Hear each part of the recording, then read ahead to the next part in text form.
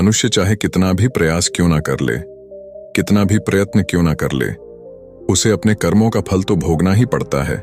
चाहे मनुष्य कितना ही प्रयत्न कर ले, लेकिन वह कभी अपने कर्मों से बच नहीं सकता।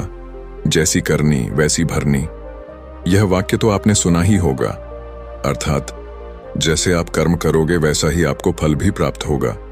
लेकिन मेरा एक प्रश्न है, क्या आप इस बात पर यकीन करते हैं कि जैसा आप कर्म करेंगे वैसा ही आपको फल भी मिलेगा?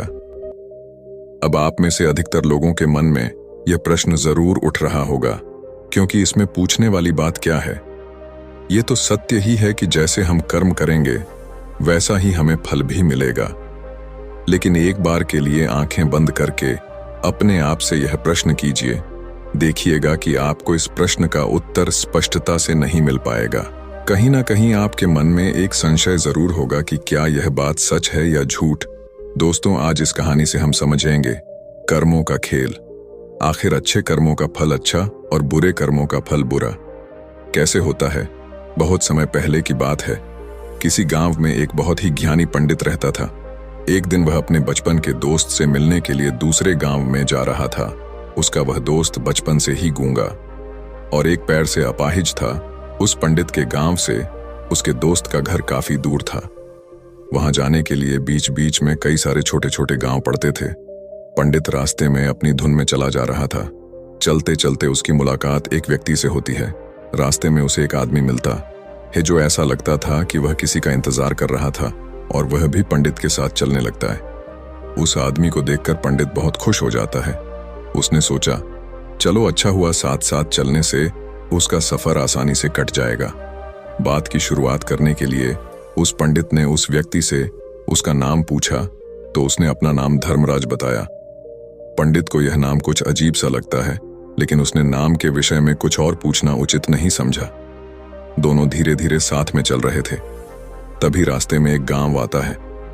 गांव का प्रवेश द्वार आते ही धर्मराज ने पंडित से कहा, तुम आगे चलो, मुझे इस गांव में एक काम है, मैं तुमसे आगे मिलता हूं। पंडित ने कहा, ठीक है। वह आगे रास्ते में चल देता है। कुछ देर बाद उस गांव में खबर फैली कि एक व्यक्ति को सांड ने अपनी सींग में फंसाकर मार दिया है। जैसे ही सांड ने उस व्यक्ति को मारा, ठीक कुछ ही देर में धर्मराज पंडित के पास आ गया और फिर दोनों चलना शुरू कर देते हैं और चलते चलते एक दूसरे गांव के द्वार पर पहुंच जाते हैं। उस गांव के बाहर एक बड़ा और विशाल मंदिर बना हुआ था। वहां पर आराम करने की सुविधा काफी बढ़िया लग रही थी। पंडित के दोस्त का घर अभी वहां से बहुत दूर था और रात भी होने वाली थी। तो पंडित ने धर्मराज से कहा, रात होने वाली है, पूरे दिन चलते चलते थक भी चुके हैं और भूख भी लग रही है, तो यहाँ पर भोजन करके यहीं पर हम विश्राम कर लेते हैं, फिर सुबह के समय आराम से आगे की यात्रा जारी करेंगे। धर्मराज ने कहा, ठीक है, मुझे इस गांव में किसी को कुछ जरूरी सामान देने जाना है, तुम भोजन करके आराम करो, मैं बाद में आकर भोजन कर लूंगा। इतना कहकर वह वहां से चला जाता है। लेकिन उसके जाने के कुछ समय बाद, कुछ ही देर बाद धुआं उठता हुआ दिखाई देता है और देखते ही देखते पूरे गांव में आग लग जाती है। पंडित ने हैरानी से सोचा कि यह धर्मराज जहां भी जाता है वहां कोई ना कोई अनहोनी जरूर हो जाती है, कुछ तो गड़बड़ है इस व्यक्ति में। लेकिन पंडित ने रात्रि में धर्मराज से कुछ भी पूछना उचित नहीं समझा और वे दोनों सो गए। सुबह होते ही दोनों फिर से अपनी यात्रा शुरू कर देते हैं। कुछ देर चलने के बाद रास्ते में फिर से एक गांव आता है। धर्मराज ने फिर पंडित से कहा, आप आगे चलिए, मुझे इस गांव में अपने मित्र से मिलने जाना है, मैं अपने दोस्त से मिलने के बाद आगे रास्ते में मिलूंगा। यह कहकर धर्मराज वहां से चला गया। लेकिन पंडित इस बार आगे नहीं गया। वहीं खड़ा होकर धर्मराज को देखता रहा कि वह कहां जा रहा है और क्या करता है। तभी थोड़ी देर बाद लोगों की आवाज सुनाई देने लगी कि एक व्यक्ति को सांप ने काट लिया है और उसकी मृत्यु हो गई है। ठीक उसी समय धर्मराज फिर पंडित के पास पहुंच गया, लेकिन इस बार पंडित से रहा नहीं गया और उसने धर्मराज से पूछ ही लिया कि तुम जिस भी गांव में जाते हो वहां कोई ना कोई अनहोनी जरूर हो जाती है, क्या तुम मुझे बता सकते हो यह ऐसा क्यों हो रहा है? धर्मराज ने कहा, पंडित जी, आप तो मुझे बहुत ज्ञानी मालूम पड़े थे, इसीलिए मैं आपके साथ चलने लगा था, क्योंकि ज्ञानियों का साथ बहुत अच्छा होता है, परंतु आप अभी तक समझ नहीं पाए कि मैं कौन हूं। पंडित ने कहा, मैं समझ गया हूं, लेकिन मुझे कुछ शंका है। अगर आप ही अपना उपयुक्त परिचय दे दें तो मेरे लिए आसानी होगी। तब धर्मराज ने जवाब दिया कि मैं यमदूत हूं और यमराज की आज्ञा से उन लोगों के प्राण हरण करता हूं जिनकी उम्र पूरी हो चुकी है। हालांकि पंडित को पहले से ही इस बात की आशंका थी, फिर भी धर्मराज के मुंह से यह बातें सुनकर वह घबरा गया। लेकिन वह हिम्मत करके पूछता है कि अगर तुम सच में यमदूत हो तो मुझे बताओ, अगली मृत्यु किसकी है? धर्मराज ने जवाब दिया, अगली मृत्यु तुम्हारे उसी मित्र की है जिससे तुम मिलने जा रहे हो, और उसकी मृत्यु का कारण भी तुम ही बनोगे। ये बात सुनकर पंडित सहम गया और सोच में पड़ गया कि अगर सच में यह धर्मराज यमदूत हुआ तो उसकी बात भी सच होगी और उसके कारण मेरे बचपन के सबसे अच्छे मित्र की मृत्यु हो जाएगी। तो सबसे अच्छा तो यही होगा कि मैं अपने मित्र से मिलने ही ना जाऊं, कम से कम मैं उसकी मृत्यु का कारण तो नहीं बनूंगा। धर्मराज ने मुस्कुराते हुए कहा, तुम जो सोच रहे हो वो सब मुझे पता है, मगर तुम्हारे अपने मित्र से मिलने न जाने से नियति नहीं बदल जाएगी।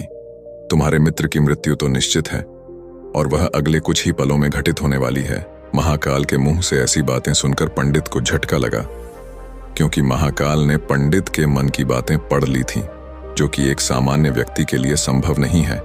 अब पंडित को विश्वास हो गया कि यह धर्मराज सचमुच में यमदूत ही है। जब पंडित को यह पूर्ण विश्वास हो गया कि धर्मराज जी यमदूत हैं तो वह घबरा गया। वह अपने मित्र की मृत्यु का कारण नहीं बनना चाहता था, इसलिए वह पलटकर अपने गांव की तरफ वापस जाने लगा। लेकिन जैसे ही पंडित वापस जाने के लिए मुड़ा, उसने देखा कि उसका मित्र तेजी से उसकी तरफ चला आ रहा है, जो कि पंडित को देखकर अत्यंत प्रसन्न दिखाई पड़ रहा था। अपने मित्र के आने की गति को देखकर पंडित को ऐसा लगा कि जैसे उसका मित्र काफी देर से उसका ही पीछा कर रहा है, लेकिन वह बचपन से ही गूंगा था और एक पैर से लंगड़ा भी था। इसीलिए ना तो वह पंडित को आवाज देकर रोक पाया था और ना ही उस तक पहुंच पा रहा था। लेकिन जैसे ही वह पंडित के पास पहुंचा, अचानक ही जमीन पर गिर पड़ी और तुरंत ही उसकी मृत्यु हो गई। पंडित हक्का बक्का होकर धर्मराज की ओर देखने लगा, जैसे कि वह पूछना चाह रहा हो कि आखिर क्या हुआ। धर्मराज पंडित के मन में उठ रहे प्रश्नों को समझ गया और बोला, तुम्हारे मित्र ने पिछले गांव में ही तुम्हें देख लिया था और वे वहीं से ही तुम्हारा पीछा कर रहा था, लेकिन गूंगा और लंगड़ा होने की वजह से वह तुम तक नहीं पहुंच पाया। उसने अपनी पूरी ताकत लगाकर तुम तक पहुंचने का प्रयास किया, लेकिन बुढ़ापे में बचपन जैसी ताकत नहीं होती, इसलिए दिल का दौरा होने के कारण उसकी मृत्यु हो गई, क्योंकि वह तुमसे मिलने के लिए अपनी सीमाओं को तोड़कर तुम्हारे पीछे भाग रहा था। इसलिए अपने मित्र की मृत्यु का कारण भी तुम ही कहलाओगे। अब पंडित को पूर्णतः यह विश्वास हो गया था कि धर्मराज एक यमदूत है और उसका कार्य जीवों के प्राण हरना है। लेकिन पंडित एक ज्ञानी व्यक्ति था, वह यह भी जानता था कि मृत्यु पर किसी का वश नहीं है, सबको एक ना एक दिन मरना ही है। यही सोचकर उसने अपने आप को संभाल लिया। लेकिन अचानक ही पंडित के मन में अपनी मृत्यु के बारे में जानने की इच्छा हुई, इसलिए उसने धर्मराज से पूछा कि जब मृत्यु मेरे दोस्त की होनी थी तो तुम शुरू से ही मेरे साथ क्यों चल रहे थे?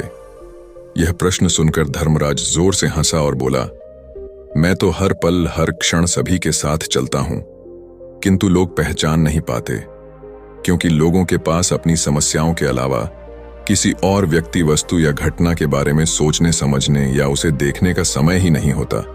पंडित ने कहा, तो क्या तुम यह बता सकते हो कि मेरी मृत्यु कब, कहां और कैसे होगी? महाकाल ने कहा, हालांकि किसी भी सामान्य जीव के लिए अपनी मृत्यु के बारे में जानना ठीक नहीं है, क्योंकि कोई भी जीव हो या जानकर, वह अपनी मृत्यु के बारे में जानकर बहुत दुखी हो जाता है। हालांकि तुम जानी व्यक्ति मालूम पड़ते हो और तुमने जिस तरीके से अपने मित्र की मृत्यु को सहन कर लिया है, उसे देखकर लगता है कि तुम अपनी मृत्यु के बारे में जानकर भी दुखी नहीं होंगे। महाकाल ने कहा, तो सुनो, तुम्हारी मृत्यु आज से ठीक 6 महीने बाद आज ही के दिन किसी दूसरे राज्य में फांसी लगने से होगी, और सबसे हैरानी की बात तो ये होगी कि तुम स्वयं ही खुशी से उस फांसी को स्वीकार कर लोगे। इतना कहकर धर्मराज वहां से चला गया, क्योंकि अब धर्मराज के पास पंडित के साथ चलते रहने का कोई कारण न था। इसके बाद पंडित ने अपने मित्र के शरीर का अंतिम संस्कार किया और यथाशक्ति उसके क्रियाकर्म करके अपने गांव वापस आ गया। लेकिन कोई व्यक्ति कितना भी ज्ञानी क्यों ना हो, अपनी मृत्यु के बारे में जानकर दुखी तो होता ही है और मृत्यु से बचने का कोई ना कोई उपाय भी खोजता है। तो पंडित ने भी वही किया, क्योंकि पंडित विद्वान था, इसलिए उसकी पहचान उस राज्य के राजा तक थी। पंडित ने सोचा कि राजा के पास तो कई सारे ज्ञानी मंत्री हैं, वह मेरी मृत्यु से संबंधित समस्या का कोई ना कोई समाधान निकाल ही लेंगे। पंडित यही सब सोचता हुआ राज दरबार में पहुंच जाता है और राजा से सारी घटना के बारे में बताता है। राजा ने अपने मंत्रियों को सारी समस्या बताई और उनसे सलाह मांगी। अंत में सभी ने विचार विमर्श करके कहा, अगर पंडित की बात सही है तो उसकी मृत्यु भी 6 महीने बाद ही होगी, लेकिन मृत्यु तो तब होगी जब वह किसी दूसरे राज्य में जाएगा। यदि वह किसी दूसरे राज्य में जाए ही ना तो मृत्यु ही नहीं होगी। मंत्रियों की यह सलाह राजा को भी सही लगी। इसके बाद पंडित के रहने की सारी व्यवस्था महल में ही कर दी गई और राजा के आदेश के बिना उस पंडित से किसी को भी नहीं मिलने दिया जाता था। लेकिन पंडित कहीं भी आ जा सकता था, ताकि पंडित को यह न लगे कि वह राजा की कैद में है। परंतु पंडित डर के मारे स्वयं ही कहीं आता जाता नहीं था। धीरे धीरे महीने गुजरते गए और पंडित की मृत्यु का समय नजदीक आने लगा और अंततः वह भी दिन आ गया जिस दिन पंडित की मृत्यु होनी थी। तो जिस दिन पंडित की मृत्यु होनी थी उसकी एक रात पहले पंडित डर के मारे जल्दी ही सो गया, ताकि जल्दी से वह रात बीत जाए और अगला दिन आ जाए, ताकि उसकी मृत्यु टल सके। यही सोचकर वह जल्दी सो जाता है। लेकिन पंडित को नींद में चलने की बीमारी थी और अपनी इस बीमारी के बारे में वह स्वयं ही नहीं जानता था। तो फिर राजा मंत्री या किसी वैद्य को इसके बारे में बताने का कोई प्रश्न ही नहीं उठता। पंडित अपनी मृत्यु को लेकर बहुत चिंतित था।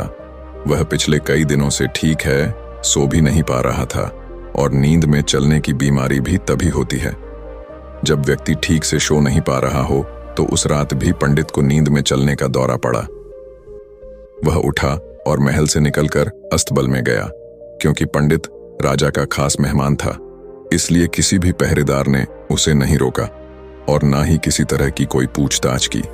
अस्तबल में पहुंचकर वह सबसे तेज चलने वाले घोड़े की पीठ पर सवार होकर नींद में ही अपने राज्य की सीमा से बाहर दूसरे पड़ोसी राज्य में चला गया। इतना ही नहीं, वह दूसरे राज्य के राजा के महल में पहुंच गया। उस महल के पहरेदार ने भी उसे नहीं रोका और ना ही कोई पूछताछ की। सभी लोग रात्रि का अंतिम प्रहार होने के कारण गहरी नींद में थे। वह पंडित सीधे राजा के सैन्य कक्ष में पहुंचा, जहां राजा और रानी सो रहे थे। वह पंडित वहीं जाकर सो गया। सुबह हुई तो राजा ने पंडित को रानी के बगल में सोया हुआ देखा तो राजा बहुत क्रोधित हो गया। राजा ने पंडित को कैद करने का आदेश दे दिया। पंडित गिरफ्तार हो गया, लेकिन पंडित तो भौंचक्का था। उसे तो कुछ समझ नहीं आ रहा था कि आखिर वह दूसरे राज्य में और राजा के सैन्य कक्ष में कैसे पहुंचा। लेकिन वहां उसकी यह सब सुनने वाला कोई नहीं था। अगली सुबह राजा ने पंडित को दरबार में पेश करने का आदेश दिया। कुछ देर बाद उस पंडित को दरबार में लाया गया। पंडित को देखते ही राजा इतना बबूला हो गया कि उसे फांसी पर चढ़ा देने का हुक्म सुना दिया। फांसी की सजा सुनकर पंडित कांप गया, लेकिन फिर भी थोड़ी सी हिम्मत जुटाकर राजा से बोला, महाराज, मैं नहीं जानता कि मैं राजमहल तक कैसे पहुंचा। मैं यह भी नहीं जानता हूं कि आपके सैन्य कक्ष तक मैं कैसे आया और आपके महल के किसी पहरेदार या सैनिक ने मुझे रोका क्यों नहीं। लेकिन मैं इतना जरूर जानता हूं कि आज मेरी मृत्यु होनी थी और वो होनी भी जा रही है। राजा को यह बात थोड़ी अजीब लगी। उसने पंडित से पूछा, तुम्हें कैसे पता कि आज तुम्हारी मृत्यु होनी है?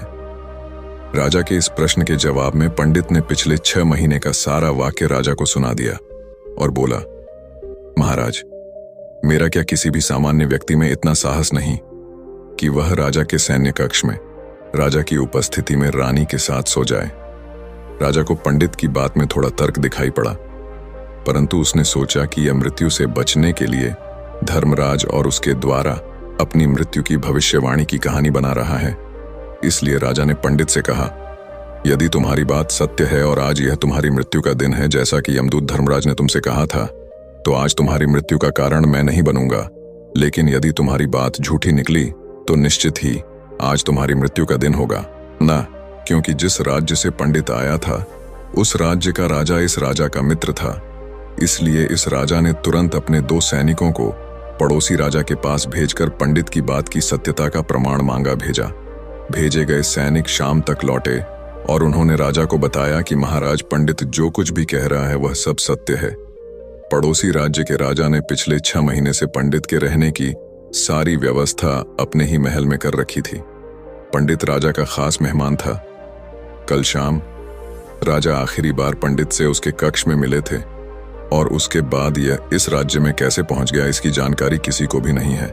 इसलिए उस राज्य के राजा के अनुसार पंडित को फांसी की सजा देना ठीक नहीं है। लेकिन राजा के सामने एक नई समस्या थी, क्योंकि उसने बिना पूरी बात जाने ही पंडित को फांसी की सजा सुना दी थी। इसलिए अगर पंडित को फांसी नहीं दी जाती तो राजा के वचन का अपमान हो जाएगा। लेकिन अगर राजा की बात का मान रखा जाए तो बेवजह ही एक निर्दोष व्यक्ति की मौत हो जाएगी। राजा ने अपने सभी मंत्रियों से इस बारे में सुझाव मांगा तो मंत्रियों ने राजा को सुझाव दिया कि महाराज, पंडित को एक कच्चे सूत के धागे से फांसी लगवा दी जाए। इससे आपके कथन का भी मान रह जाएगा और कच्चे सूत के धागे से पंडित को फांसी भी नहीं लगेगी और उसके प्राण भी बच जाएंगे। राजा को मंत्रियों का यह सुझाव पसंद आया और उसने ऐसा ही करने का आदेश दे दिया। पंडित के लिए कच्चे सूत के धागे से फांसी का फंदा बनाया गया और नियम के अनुसार पंडित को फांसी पर चढ़ाया जाने लगा। सभी लोग बहुत खुश थे कि ना तो पंडित मरेगा और ना ही राजा का वचन खाली जाएगा। पंडित को भी पूर्ण विश्वास था ये सूद के धागे से तो उसकी मृत्यु हो ही नहीं सकती। पंडित उस पर चढ़ने के लिए तैयार हो गया, जैसा कि धर्मराज ने भविष्यवाणी की थी कि तुम खुद ही अपनी फांसी को स्वीकार करोगे। लेकिन जैसे ही पंडित को फांसी दी गई, सूत का धागा तो टूट गया, लेकिन टूटने से पहले उसने अपना काम कर दिया था। पंडित के गले की एक नस सूत के धागे के झटके से कट चुकी थी और पंडित जमीन पर पड़ा तड़प रहा था। उस पल उसके गले से खून की फुहार निकल रही थी और देखते ही देखते पंडित का शरीर पूरी तरह से शांत हो गया। सभी लोग आश्चर्यचकित थे और पंडित को मरता हुआ देख रहे थे। किसी को विश्वास नहीं हो रहा था कि कच्चे सूत के धागे से भी किसी इंसान की मृत्यु हो सकती है। लेकिन घटना तो घट चुकी थी। नियति ने अपना काम कर दिया था और धर्मराज की भविष्यवाणी सच हो चुकी थी। दोस्तों, श्रीमद् भागवत गीता में भगवान श्री कृष्ण ने कहा है, जो होना होता है वह होकर ही रहता है। हम चाहे कितनी ही सावधानी बरते, कितना ही उपाय कर लें, लेकिन घटना और घटना की पूरी प्रणाली पहले से ही तय होती है, जिसे हम थोड़ा सा भी इधर उधर नहीं कर सकते हैं। दोस्तों, शायद इसीलिए ईश्वर ने हमें भविष्य जानने की क्षमता नहीं दी है, ताकि हम अपने जीवन को ज्यादा बेहतर तरीके से जी सके। और यही बात उस पंडित पर भी लागू होती है। अगर पंडित ने महाकाल से अपनी मृत्यु के बारे में ना पूछा होता तो 6 महीने तक राजा के महल में कैद रहकर डर डर कर जीने की बजाय ज्यादा बेहतर जीवन जीता। दोस्तों, आपने आज के इस वीडियो से क्या सीखा वह मुझे आप कमेंट में बता सकते हैं। इसी के साथ में उम्मीद है कि आपको आज की वीडियो पसंद आई होगी, तो इस वीडियो को उस इंसान को शेयर करें जिससे यह कहानी सुनने की जरूरत है और उसी के ठीक बाद चैनल को सब्सक्राइब करें। तो चलिए फिर मिलते हैं ऐसी एक और नई वीडियो में एक नए मैसेज के साथ। तब तक के लिए अपना ख्याल रखें। धन्यवाद और नमो बुद्धाय। ऐसे ही नई कहानी वीडियो देखने के लिए अरविंद बाबा ऑफिशियल चैनल को लाइक एंड सब्सक्राइब करें। धन्यवाद।